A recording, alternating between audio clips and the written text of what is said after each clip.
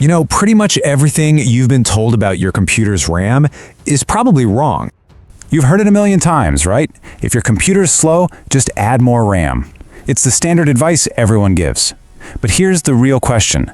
Does it actually work? Is more always the answer? So that's what we're going to do right now.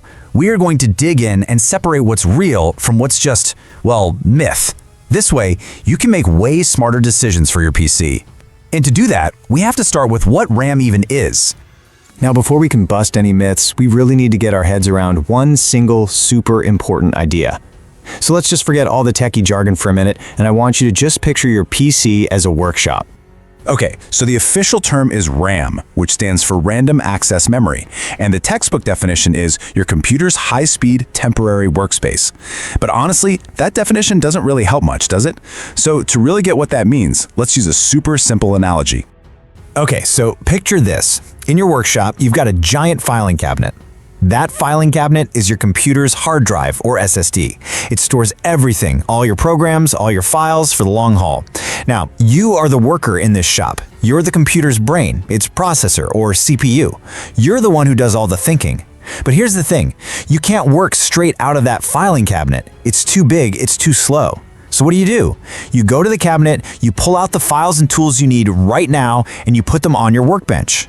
That workbench? That is your RAM. It's your active, easy-to-reach workspace. It's much smaller than the filing cabinet, but everything on it is right there, ready to go. All right, so now that we have that workbench idea locked in our heads, let's tackle the biggest myth of them all, this idea that more RAM will always make your computer faster. I mean, it's the first thing people say for almost any PC problem, but it's so often wrong, and it all comes down to a misunderstanding of how that workbench actually functions. This slide really breaks it down perfectly. Okay, let's really think about this. Imagine your workbench is super tiny. If you're trying to work on a bunch of different projects at once, say a game, a web browser, and some music, you're constantly having to put things away and pull new things out of the filing cabinet. That constant back and forth is what makes a computer with too little RAM feel so painfully slow. But what if we go the other way? What if your workbench is absolutely massive, like the size of a football field, and you only need a little corner of it for your work? Does all that extra empty space make you work any faster? No, of course not. You're still just one person working at your normal speed. And that's exactly what having way too much RAM is like. It's not a bad thing, it just doesn't give you any extra performance. So what's the magic number? Well, the key is finding the right size workbench for the job you're doing. And for most people today, people who are gaming, browsing the web, doing regular work, that sweet spot is right between 16 and 32 gigabytes. If you're struggling with only 8 gigabytes and you're trying to multitask, jumping up to 16 is going to feel like a massive, life-changing upgrade. But if you already have 32 gigs and you upgrade to 64 just for gaming, you're probably not going to notice a single bit of difference, because your games weren't even using all of the first 32 gigs to begin with. Okay, so we've established that just piling on more and more RAM isn't some magic fix. So, what about faster RAM? This brings us right to myth number 2, the idea that RAM speed is the most important thing for performance. This chart really puts things into perspective. While faster RAM, and we measure that in megahertz, does make a difference, it's your graphics card, the GPU, and your processor, the CPU, that are the real heavy hitters. Think of it this way. Your graphics card and your processor, those are your master craftspeople. Your RAM speed, that's just how quickly they can snatch a tool off the workbench. A slightly quicker reach is nice, for sure, but it's not going to make a slow worker suddenly fast. And that's why a big GPU upgrade can literally double your gaming performance, while a RAM speed upgrade might just give you a small, maybe 5 to 7% boost. It's helpful, but it's not the main event. All right, let's tackle a myth that really seems to stress people out, especially if you're building a PC for the first time. It's this fear that you absolutely, under no circumstances, can mix different sticks of RAM. People get so worried that if the sticks aren't identical twins, the whole system will just, I don't know, explode. The good news is, the reality is way more forgiving than you think. You absolutely can mix RAM sticks of different sizes and different speeds. There's just one simple rule you have to remember. The whole system will always run at the speed of the slowest stick you have installed. So for example, say you have one stick that runs at a zippy 3200 megahertz, and you add a second, slower stick that runs at 3000 megahertz. Your computer will automatically detect this and slow that faster stick down to match. So now both of them will run at 3000 megahertz. It's perfectly safe, perfectly fine. You're just not getting the maximum speed you paid for on that faster stick. You're not breaking a thing. Okay, now for a myth that comes from all that sketchy software you see online. You've probably seen them, programs that promise to clean, boost, or optimize your RAM with just one click, and poof, your PC is magically faster. Let's bring back our Workbench analogy because it explains this perfectly. A so-called RAM cleaner doesn't actually clean anything. All it does is look at the stuff on your Workbench that you haven't touched in a few minutes, and it shoves it all back into the filing cabinet. Yeah, sure, your Workbench looks cleaner, but what happens the second you need one of those things again?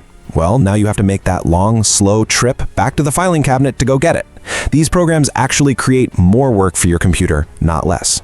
And this brings us to a really important idea, one that's kind of counterintuitive. Empty RAM is wasted RAM. Modern operating systems like Windows are incredibly smart. They actually try to guess what you'll need next and keep those programs loaded and ready on the Workbench. So seeing your RAM usage sitting at 50 or 60% full when you're just browsing around, that's a good thing. It means your computer is doing its job efficiently. An empty Workbench is a useless Workbench. Okay, our last myth is a little more on the technical side, but it's something that confuses a lot of people. It's this belief that your graphics card is secretly reaching in and permanently stealing a big chunk of your system RAM, leaving you with less to use. If you've ever looked in your system settings, you might have seen a line item called Shared System Memory, and it can look scary, like gigabytes of your precious RAM are being siphoned off by your GPU. But here's the thing, this isn't a theft, it's more like a loan. Think of it as a spare tire for your graphics card.